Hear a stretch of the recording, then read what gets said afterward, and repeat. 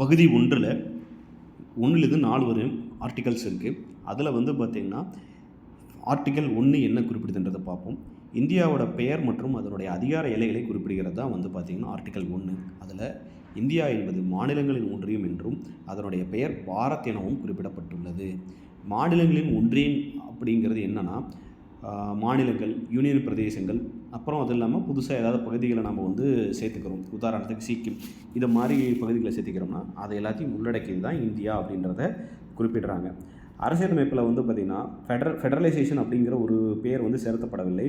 அதாவது கூட்டாட்சின்ற வார்த்தை பயன்படுத்தப்படவில்லை. அதுக்கு பதிலாக ஒன்றியம் அப்படின்ற சொல் பயன்படுத்தப்படுகிறது. இதை பயன்படுத்தினவர் யார் அப்படின்றதுனா பிஆர் அம்பேத்கர் தான். ஒரு ஃபெடரலைசேஷன் பயன்படுத்தாமல் யூனியன் அப்படின்ற வார்த்தையை பயன்படுத்துவார். தற்போது 28 மாநிலங்கள், 8 யூனியன் பிரதேசங்கள் இருக்குது.